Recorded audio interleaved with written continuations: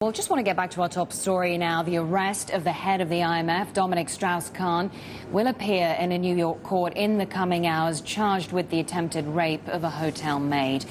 For more on this, I'm joined by Vanessa Rossi, whose career as an economist spans 30 years. She specializes in international economics and finance at research institute Chatham House, where she's an associate fellow. Thanks so much for coming into the studio. I know it's been a busy 48 hours for you.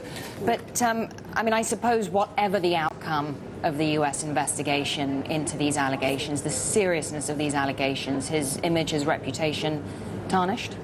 Well, it certainly makes him inoperable in the current talks. I mean, quite clearly, he can't be in Europe for these discussions, and he won't be able to be effective in the IMF in the near term. This is why the IMF has moved so quickly over the weekend to appoint an interim head, taking on the deputy, John Lipsky, in that role. They have to move ahead. Obviously, they're a bureaucratic organisation. There's plenty of people who can take up the day-to-day work.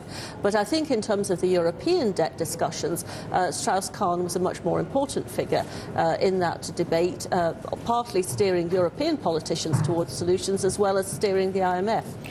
How fatal a blow is this to Greece's debt situation right now at a time where they're trying to negotiate more financial aid, a boost to the rescue package they've already received? Because as you allude to there, you know, there are many who would point out that actually the IMF is an organisation where decisions are made by consensus, by committees, that one person is not so crucial. You can't change all the rules of the game. The IMF has certain rules for its lending.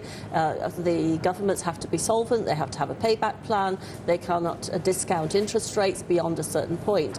So even if Greece needs to have a greater bailout, then the IMF may not be able to take part, even if Strauss-Kahn was negotiating this. So it didn't all rest on Strauss-Kahn. Nevertheless, when it's such a brinkmanship to negotiate with Greece about the terms and future conditions, whether you can get the credibility to continue with these patch-up bailouts or whether the markets are simply going to give up, he may have made some kind of tipping difference. We will never know, of course, now. And will it tip the balance of power in a different direction long-term, in the medium to long-term, within the IMF itself, particularly with developing countries, emerging markets, wanting more influence within the organisation? Well, I think this is another issue which is coming up. My own suggestion was that this is going to perhaps open up the next leadership in a way that was quite unexpected. Clearly, Europe has been under a lot of pressure to give up some of its influence, give up some of its role to emerging market economies, and this could be the type of point which changes that game.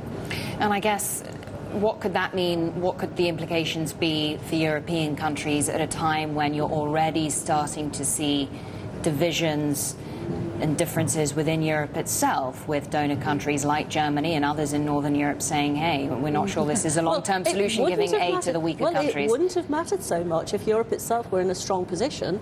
Then, of course, Europe could have said, well, we don't really need involvement with the IMF.